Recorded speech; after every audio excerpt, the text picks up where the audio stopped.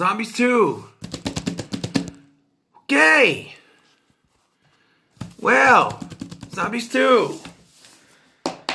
No, normally I would watch this with my son. But it's not my weekend. I will eventually watch it with him, but because I want to see his reaction to this movie. But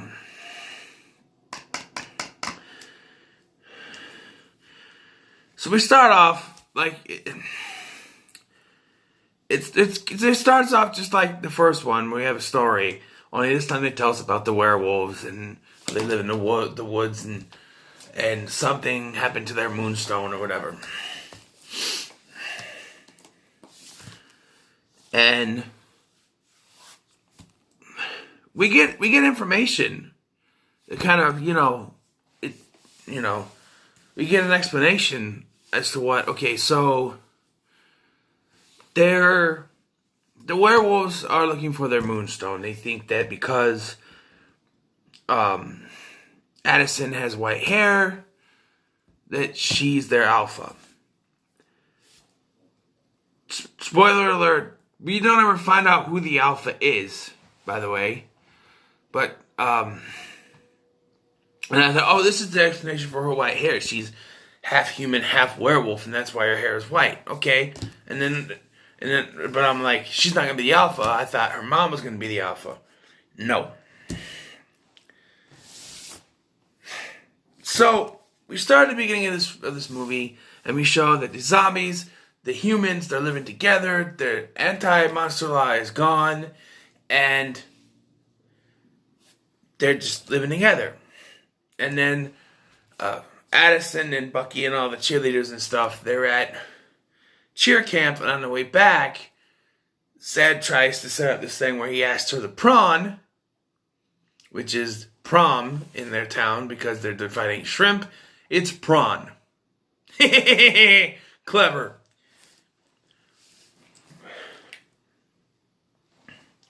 And that goes awry, and it sends... it ends up crashing the bus. And Bucky's like, me first! Jumps out the freaking...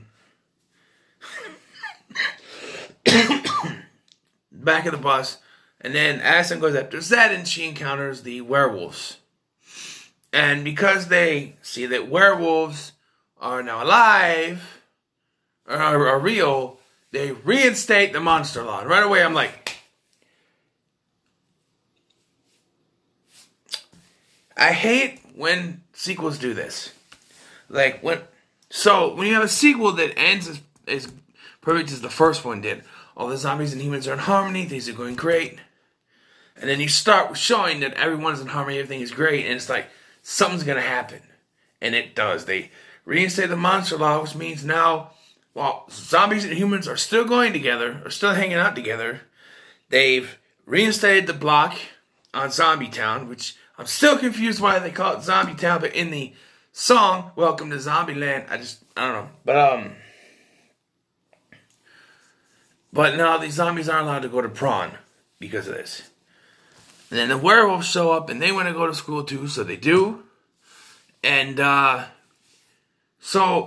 there's conflicting things going on here because Zed wants to be... Bucky's running for class president. And if he gets it, then Addison can become the cheer captain.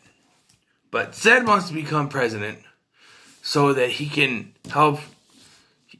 He wants to go to prom.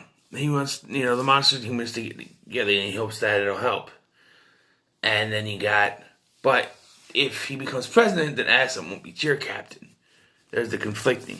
And then the werewolves think that Addison is their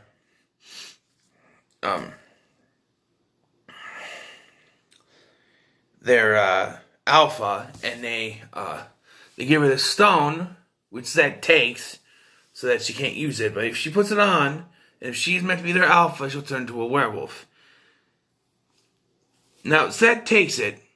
Now, I said this from the beginning. I said, she's going to put it on and nothing's going to happen. Well, then Zed takes it, and I thought, maybe it will happen. I mean, it wouldn't make sense if it happened.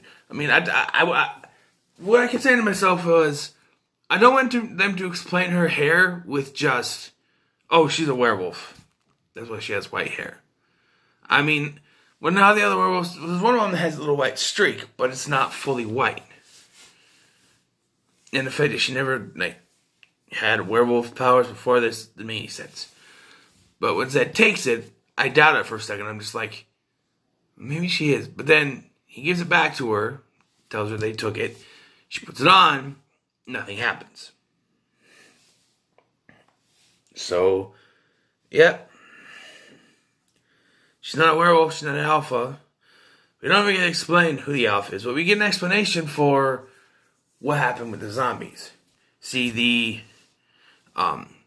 power station is where the zombies were created. When the lime soda mixed with some unknown element and created the zombies. Turns out the unknown element is the moonstone which they're looking for. I thought that was a decent explanation. I'm like, it's actually pretty good. It doesn't feel forced or anything. It's fine. But they're gonna demolish it, so they had to stop them. And they do, but then there's a mishap, of course. During the song, we'll get to the songs. But during the song that is defending, not destroying this, they turn on the water. This happens, and it hits the... and during the song, this is what I'm getting from it, because they don't really explain it, but water from their little song and dance routine got on the detonator, and it caused a short circuit, and it imploded.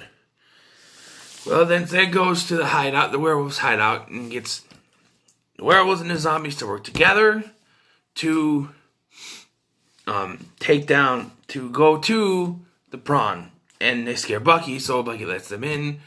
And then there's another, it created a fault line. The explosion created a fault line, so they follow that and they get the stone. But they're not strong enough to take it out. So everybody comes in to take it out, but then it collapses in. So Zed has to take off his Z-band, which for some reason is easier to do in this one than the first one. They say his is broken, but then Eliza does it just like that later. So I don't know. And he gets all... And he opens it up, breaks it, and then it closes, and they're like, oh no, he's totally dead, because in Disney movie they're going to kill off one of the main characters, but he's still alive. He's fine. And, there's a little cliffhanger at the end, but we'll get to that. And the zombies, and they sing a song about them all being together, and then it basically ends. There's something at the end, but it ends. Couple issues. Now, I don't mind musicals. Far from it. If the songs are helping to progress the story, it works. In Grease, it helps progress the story. In the first Zombies, it helps progress the story. The first Descendants movie does that. The second one, kind of half and half, where it kind of goes, like sometimes it stops the story, sometimes it goes with the story. But Descendants 3, I remember when I watched Descendants 3, I kept saying to myself, they're stopping the story to sing a song. That's all they're doing. And it's the same director directed all 3 Descendants movies, so it's weird that it will go that route. Maybe it was Disney's input, because judging on this one, yeah, it's kind of the same thing. Like the songs, except for maybe the last couple songs, they all stop the story so they can sing and dance. There's even a point where Zed and Eliza go to talk to the werewolves, and the werewolves are sitting down over here on this side, right? And Zed and Eliza are standing here, and the music starts playing, and then the werewolves have to get up, walk over to the other side, so they can start their sing and dance thing. They don't just start from there, so they don't have to get up, move over to the other side. It's like, I'm like, what? It's because it's the same as it was with Descendants 3, is where I'm sitting through a song and dance number waiting to get to the story, where it's the last couple songs, like I said, they kind of go with the story. Like the song they sing at the power plant, trying to stop them from exploding the story tells through that. Because first, when you got the werewolves doing their song and dance, and I'm like, oh, come on, let's just keep the story going. Then Addison and zombie cheerleaders show up, and they start doing their song and dance. Okay, let's continue with them. Okay, and then Zed and the rest of the zombies show up, and join, or just Zed joins up, shows up and starts doing the thing. And okay, this is telling the story. It's continuing the story. It's going, that's good. And then you got the song they sing when they stand up to go to prom, and they started the werewolves thing. They sing a song, and then they go to the thing, and it ends when they get to the school. That's great. And then you have the song when they're at the prom, and they're all together singing towards the end. That's great. But most of the songs, it's like, oh, we gotta sing a song because it's a musical. Let's stop singing right now. Okay, move on with the story. 5-10 minutes. Nope, another song. It's like, you need to have the song progress the story, and not the story stops where the song can happen. Another thing, I think I already mentioned this, but the fact that, one, they retconned first, at the beginning, I was like, oh, retconning, here we go, werewolves.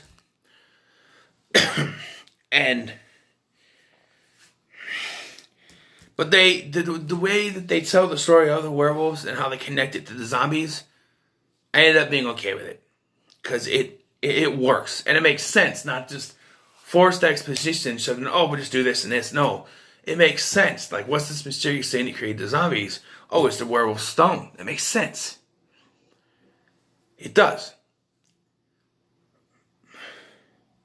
And I know I complained in my review for the first one about the trailers showing that they were still split. That was the cheerleading camp, and Bucky split them into two. But even Bucky has grown a little bit, where he still accepts that the zombies are there. He's still kind of like, because he's Bucky, but he accepts that they're there. And by the end, he gives Addison the cheer captain's jacket, and even high fives Zed. So he's getting, he's not the same guy he was at the beginning of the first one. He has changed. Whoever, he has their 3 cheerleader characters, the ACs, Lacey, Stacy, and Tracy. For some reason, the actor who played Tracy couldn't come back, so they brought in a new one and called him JC, but his real name's Kevin, but I guess he's JC now.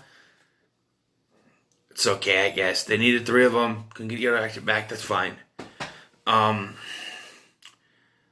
Parents weren't really much of anything. They were heavily involved with the first one, but they just could sort of show up here and there during this one. Just pop in and out. The dad's in it more than the mom. It's just, and there's one thing I had a problem with, is that Addison is very accepting. But they tell her she's like, okay, I'm a werewolf now. It's like, I think there's a lot more to it than that. Just saying, okay, I'm a werewolf now. She didn't even put it on. They say she's the alpha. She says she's got to make a decision. And then one little thing happens. She gets in an argument with someone, with Zed, I think. And she's like, oh, I'm a werewolf now. And she starts wearing her hair out. They make her hair all different and dress her up like she's a werewolf and stuff. And it's like, you haven't even put the necklace on. You even said you needed time, but you're just saying you're a werewolf now. You haven't even put the necklace on yet. And wouldn't you know, I was right, it didn't work. And this was going to be one of my negatives, but the cliffhanger sort of changed that. They don't explain her hair. It's one of the things I said about this one is I wanted them to explain her hair. Why is it white? Why can't you do anything with it? What's going on? They don't explain it. They're like, oh, she's the white alpha, but she's not the alpha. So why is her hair like that? And then we get the cliffhanger. Addison's in bed, and we see some meteor or something falls down and crashes into the background somewhere for something. And Addison wakes up, and her radio's doing something weird, and then her hair glows blue. And I'm like, okay. And it ends. I'm like, you're gonna end on that? Oh, you're gonna find out what happens in Zombies 3. But you gotta wait 2 years. I don't... You know, if they do a Zombies 3, which they probably will, because they did 3 Descendants movies, they're probably gonna do a third one. This was probably gonna go great. I don't know how TV ratings work, but it's the same director did the first one, and I think he did a decent job. There was a few things I was just like, about, but they resolved themselves pretty good. Like the whole Bucky thing, but they showed he was still, accepting of stuff. And by the end, if they still make him a jerk in the third one, I'm gonna have a problem with it. But they need to change his character a little bit. I mean, he can still be self-centered, but more accepting. And one other thing that really bugged me is they didn't abolish the monster law again. Like that was a big thing, right? They said at the beginning of this that the zombie law was abolished, but then it was reinstated. They didn't abolish it again. I mean, maybe you don't have to because they're all at prawn anyway, but it's just sort of left hanging, And then another thing, and I swear if they do this,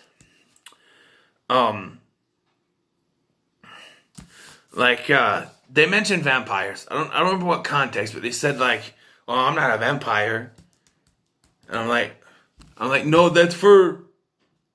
I'm like, no, that's for Zombies 3. I swear that was a joke, but I swear if they do that, but then how would they explain it? They did a good job of explaining the werewolves and connecting that together. How would they connect vampires? I'd actually like to see how they do it, and if it would be forced, or if it would be, So I have some problems that were solved by the end of the movie. It's like, oh, I don't like that. Oh, well, wait a minute, it did this. Okay, that's okay. Oh, they didn't do anything with that. Oh, wait a minute, sequel bait. Okay. So let's see. I don't like the songs, the music. Like I said, they're decent songs. Don't get me wrong, but the times I popped was when they had instrumental stuff. They did dun dun dun, which was from the first one. It was like an instrumental thing, and then they did an instrument of "We Were Made for This." There's nothing we can't do. I started singing it, and then they even had a reprise of "Someday" in this, and I was singing that one because I'm just like, okay, those are the ones I know. I know, new movie, new songs, and they were good. Maybe I'll learn, maybe I won't, but they're decent songs. I might get the soundtrack. I don't know. It depends if they have it. Get a DVD, probably. I mean, I've been a fan of Disney Channel original movies since I was young, since they first started, 97. 10 years old. So, and I am going to review some of the older ones, probably this weekend. Now that I think about it, might give one tonight if I think about it too. Who knows? I have the Scooby-Doo movies sitting out, but I might wait on those. Who knows? But, yeah, I gotta give it a rating. 8 out of 10. Very decent sequel. I had problems with it from the start, but, I didn't just turn it off. I'm like, you know what? I'm gonna give it a chance. They sort of resolved themselves in the end, and yeah, 8 out of 10 is pretty good. So what are your thoughts on Zombies 2? Let me know in the comments below. Like, share, and subscribe, and I'll see you in the next one. Ow!